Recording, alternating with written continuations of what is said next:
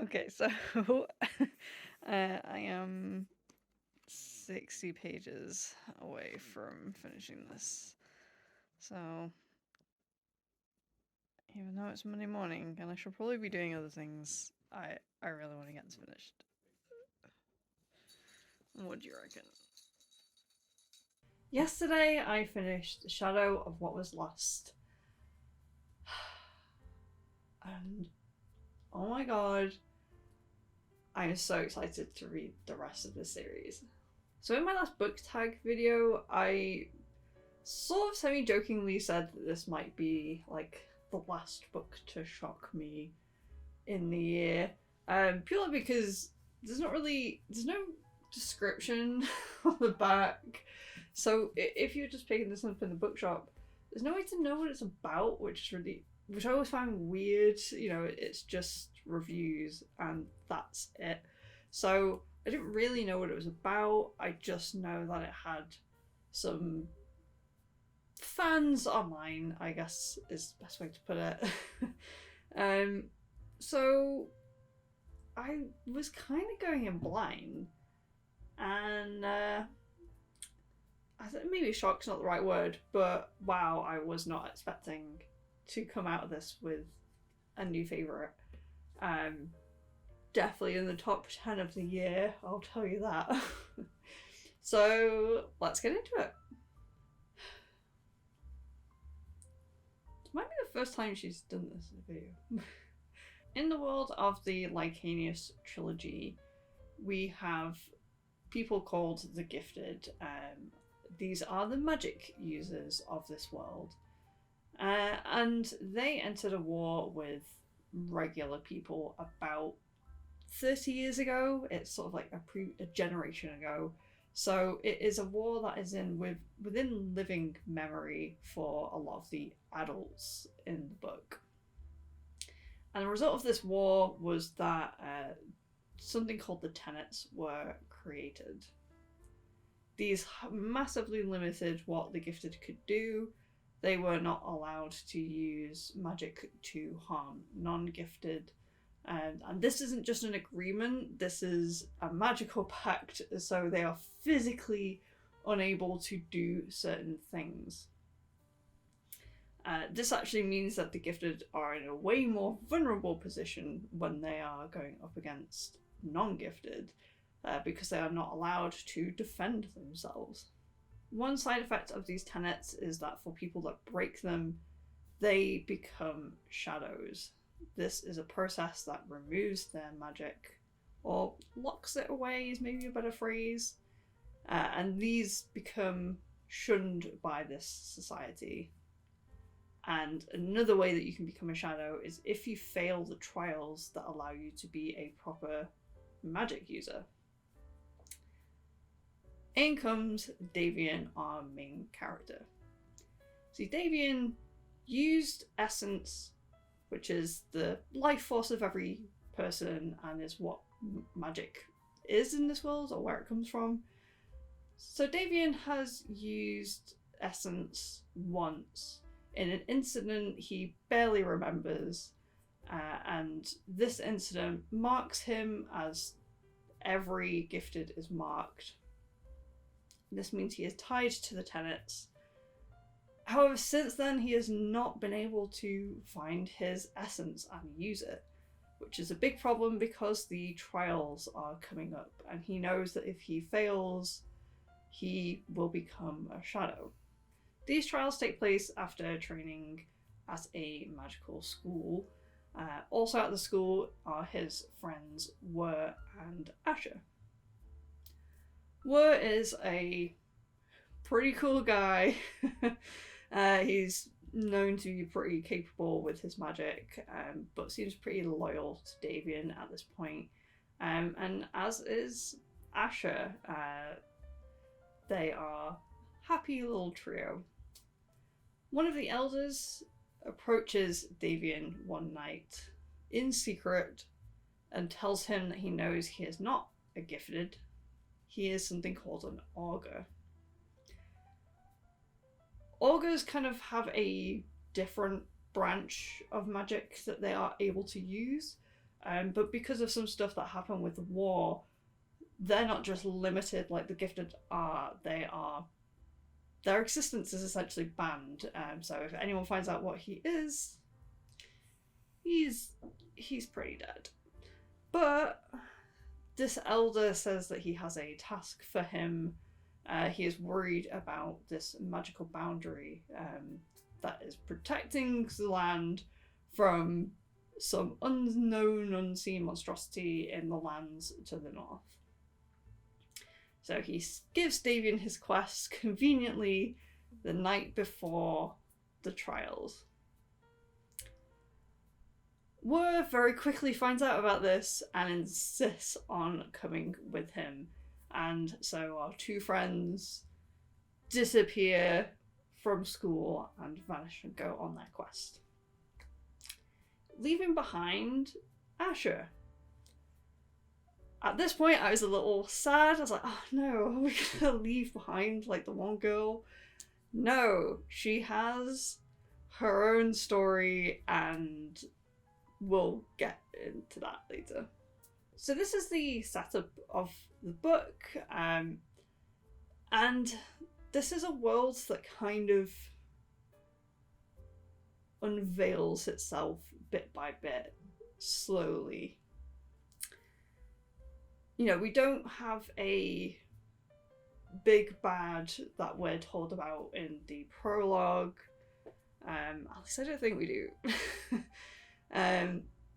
So we're kind of given this quest, but it takes time for us to find out details of what is happening and what is going on in a really satisfying way.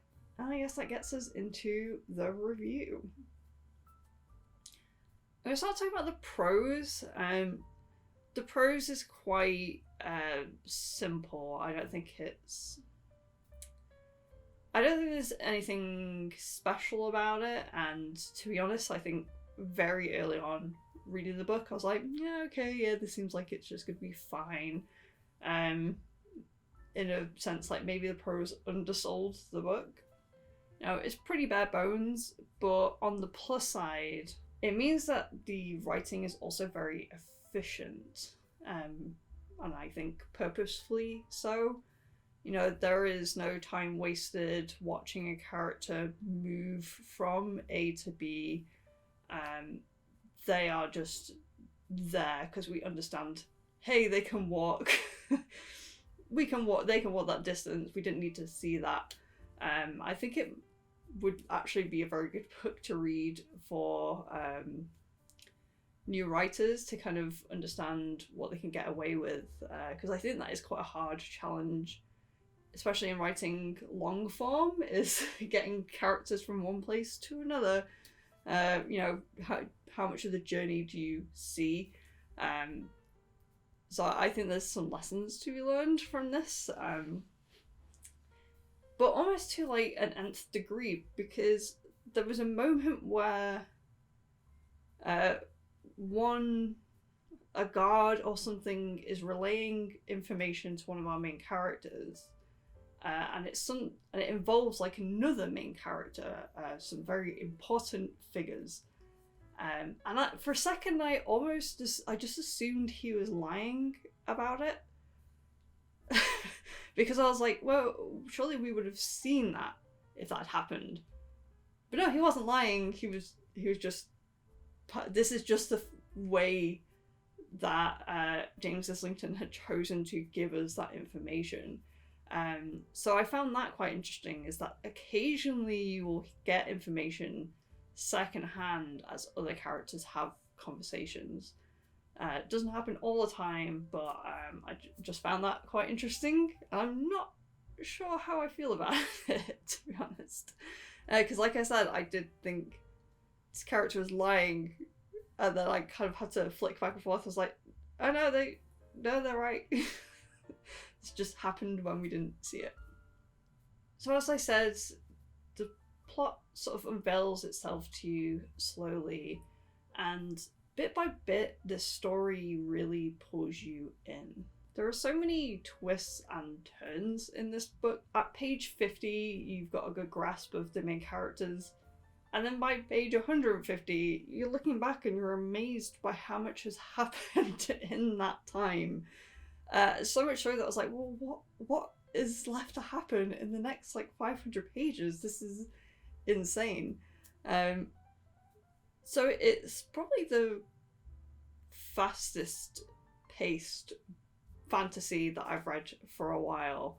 There's so many characters and there's so many plotting and crossing of storylines, and it is just so fascinating to see. But there's also this sense of mystery. I think even by the end of book one, there's still so many mysteries left to solve. As I said, there's no like big bad that is put up front at the start of the book, but you're kind of introduced to a name and you get a feeling for what might be happening. But at the end of the book, you have some questions answered, but they tend to just leave more questions. I think another aspect that made this so enjoyable is that I think I liked every character here, especially every character whose viewpoint we are reading. At about the third or midway point, we've settled into 4 main perspectives. So they are Davian, Wur, Asher, and Caden. So I will get to Caden in a bit. And I found that rather than getting to an end of a chapter, and maybe some books like to put a cliffhanger at the end of most of the chapters. So rather than getting to the end of a chapter and having a cliffhanger and wanting to read because of that, it was almost the opposite. I'd see the start of the next chapter, see who we're going to be with, and every time I was like, oh, okay, what's going to happen to them now? Except it was every character, and it's very rare for a book with perspectives like this for me to be as almost equally excited about everyone. And I think because of that variety, it meant that you had a bit of enough time away from each person that by the time they were back in again, you were eager to know what they'd been up to. Future spoiler chat, Emma, here, not to talk about spoilers, but I remembered something. So there's something I really like about this. There's something I really like about this book, in that you think it's gonna set up disappointments. You know the trope when you've got 2 friends or 2 characters and they're heading to a point and you can't wait for them to meet each other, but then tragedy happens to the other one. Things like that. I kept expecting that to happen, and it didn't, and I was so happy that it didn't. This book lets characters meet again. It lets them have these nice moments, because the tension is going to come from elsewhere. So it really avoids those kind of tropes, which I really admired. So back to No, Mike, Emma. So let's look at some of the main characters. We have Davian. I do think he struggles for most of the book with the sort of like, he is the bland-ish good guy hero archetype. He is the Rand of this book.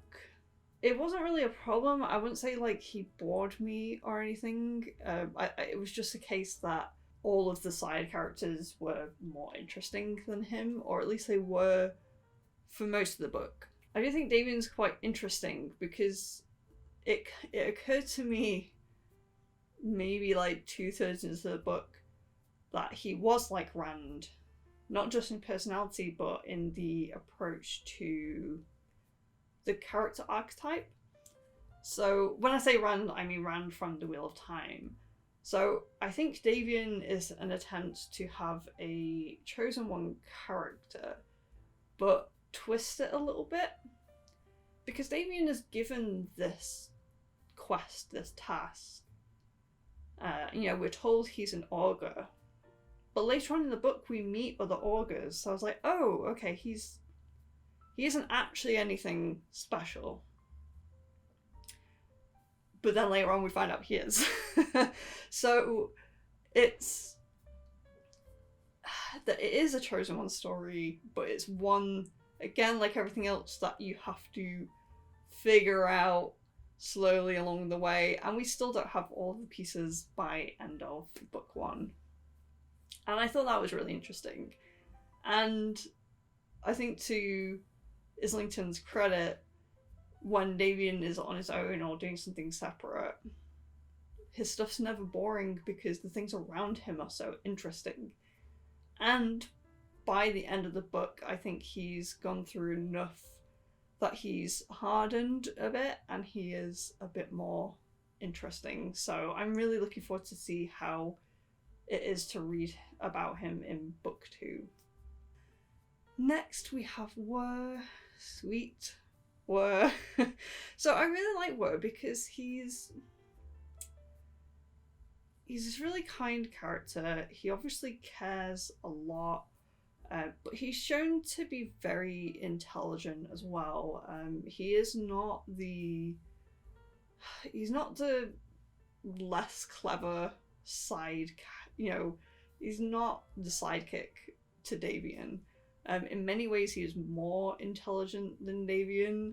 I think he probably shows him up a couple of times. And it's really cool to see a character that is that capable. There is a bit of a mystery to Wur as well, which I'm obviously not going to spoil, but finding that out was great. And added even more depth to him. I'm trying to think if there's any way I could talk about Wur without spoiling anything. No, I think Wur's great. I'll leave it there. Maybe I'll do a little spoiler chat at the end of the video. Ash's story, as I hinted at before, is interesting. So I don't know if I can spoil anything. I'm going to hold my hand up while I briefly say something about Ash's story. It is something that occurs to her pretty early on in the book, so I wouldn't say it's a massive spoiler, but it might be something you don't want to know about. If that's the case, watch for my hand. So I will hold my hand up while I do spoilers. Asher, very early on, is turned into a shadow. I was a little bit sad about this because I thought we were going to get a really cool, capable magic user, and instead we get someone who has everything taken away from her, and it's not just her magic, it is all of her friends and everyone she knows. And this turns into a fascinating plot. Okay, I'm now going to continue to talk about it, but without talking about it. So her plot becomes a lot of, is it political intrigue? It kind of feels like she's not a spy. How do I describe her storyline? She gets involved with a lot of important people, despite the fact that she's been put into a lowly position, which is a really interesting dynamic. And it is so cool to see her grow and step up to new challenges and new responsibilities as the book goes on. I love Asher, and I think if I had one fairly major criticism of the book, is that she is the only major female character. And this story kind of shows that I kind of wish there was at least like one other girl in there. We do have a lot of great female characters, but they are side characters. You know, we have a princess character that enters the book later on, and I really liked her. We also have some other girls that pop up briefly, and they are all great characters, but unfortunately it is the boys who get the bulk of the stories and the bulk of stuff happening to them. Like I said, there are 4 kind of major characters in this, and 3 of them are guys.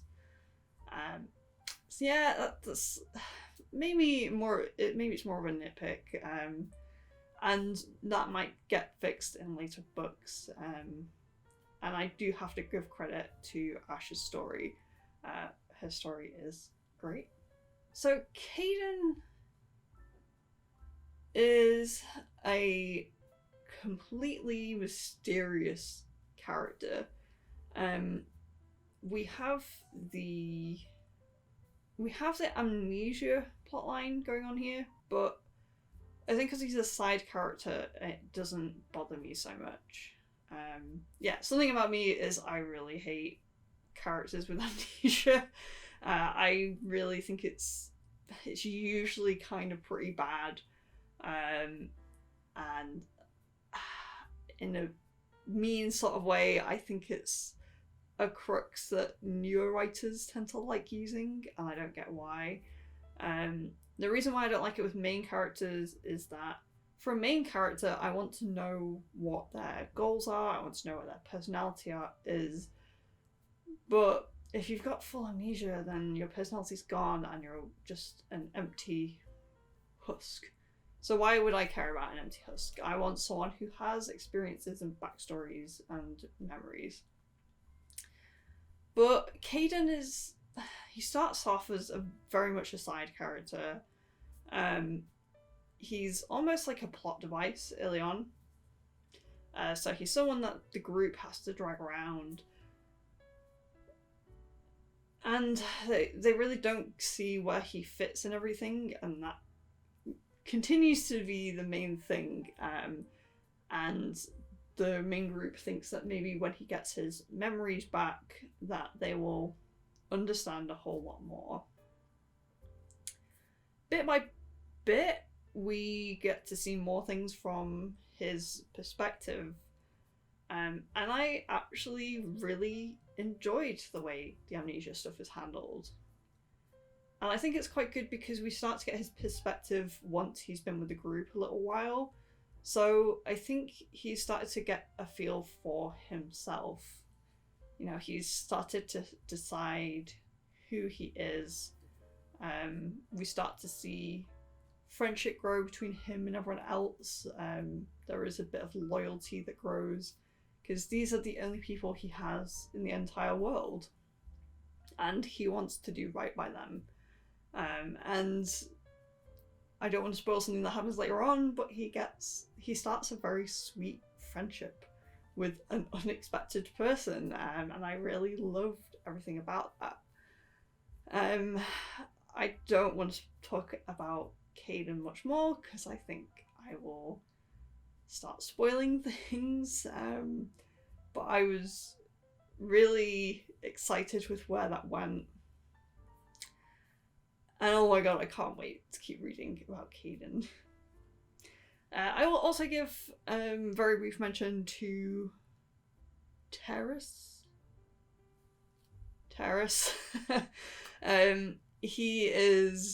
He's the gruff older man. He's the Aragorn of the group. So he kind of finds them whilst they're in the middle of the quest and sort of becomes their protector. We find out that he is someone that saved Davian when he was younger and he was attacked. So there is a connection there. And there is also like some mystery to this background that we need to learn about. And I think there might still be some mysteries to him that we need to figure out. The way that he's introduced, you're not sure how much to trust him, but come on, he is the Aragorn. You gotta trust him. But there are some aspects to him that give him a little bit of a darker twist that I quite liked. Let's have a quick chat about magic. So, the magic of essence is described as a way of affecting the world around the magic user. But we're not really given much details on what its uses can be. It's very soft in its descriptions. And I'm looking forward to seeing more of what can be done with it. I think actually we get way more descriptions to the sort of augur magic system, which is kind of complementary / opposite that we get into later in the book. But I think a really smart move was to put the characters into a position where they just can't use their magic. It will either bring them to the attention of people that will want to kill them, or they are physically stopped from using it via the tenets that I described at the start. So even though there would be a risk with a magic system like this where you think, oh, the user can just do whatever they want with it and they can magically fix their issues. But no, for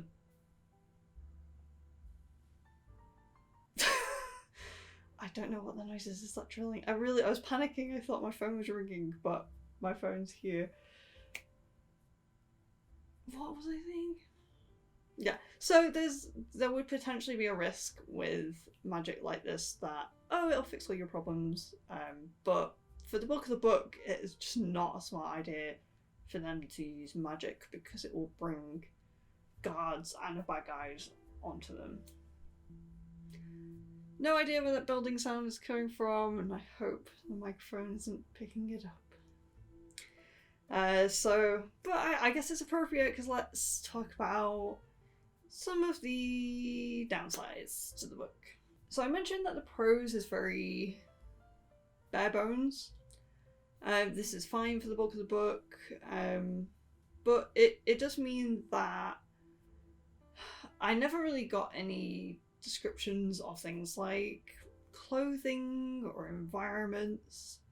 So if you're someone who really likes those world building details, a lot of that will be missing. So this will depend on your own taste, on how much that bothers you. I guess with books in this genre, I think we all just have a lot of us will just have an autofill function in our brains. You know, it's like, oh, this is probably just medieval fantasy, so we'll just put some medieval clothes on you, some armor on you. Or is that just me? I don't know. So we are missing out on those details, which might have been nice. But it does start to affect things, I think, during the final battle of the book. I kind of struggled to picture what was happening. I think some of this might have been down to a description of the land early on that we were expected to remember later. Because there was a description of plains, and so this enemy army is coming in onto the plains, but then it talks about a narrow point, like a pass that they have to get through. And so I was like, I couldn't fathom this in my head. I was like, well, how can it be both? And then I remembered this pass that Asher travels through at some point. I was like, oh wait, are they coming through there? But I kind of put that together too late.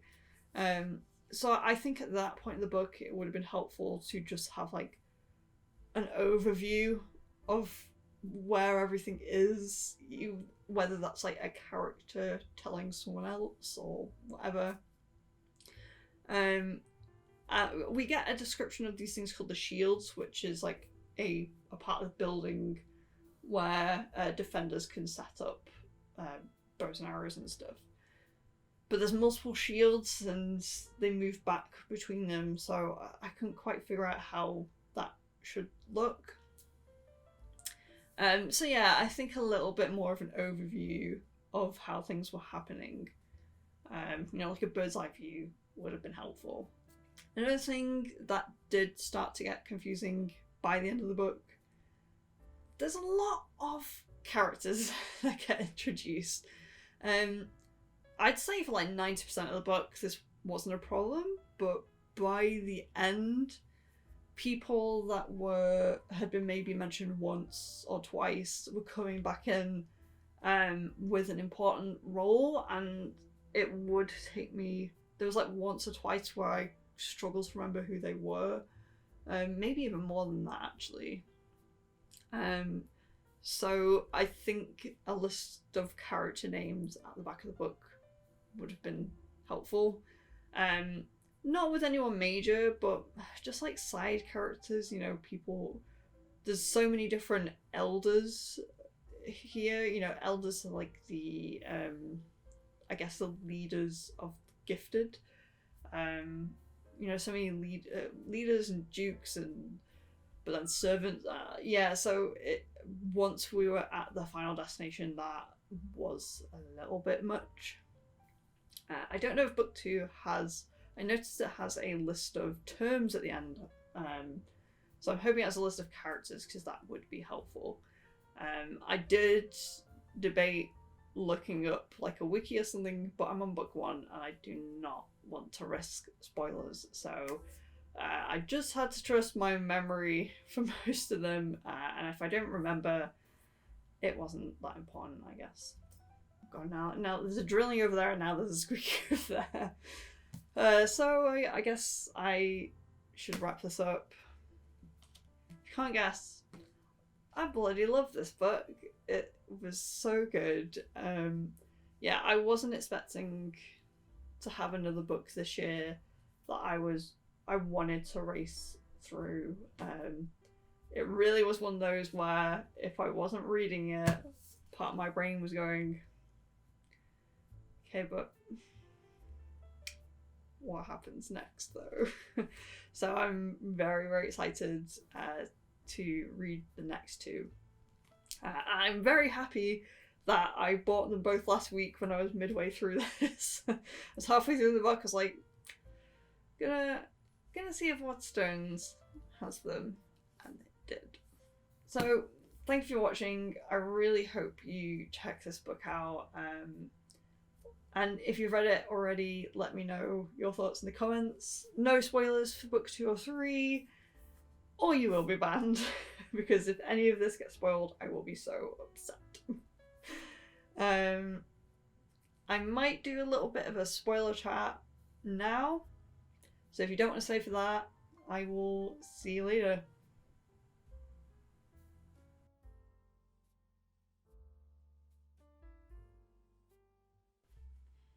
It's cardigan and jogging bottoms season. Oh yes. What the fuck? I just picked up a book and like a bone moved there, and then I got a twinge and I got pins and needles for a few seconds. This never happened before. What the fuck?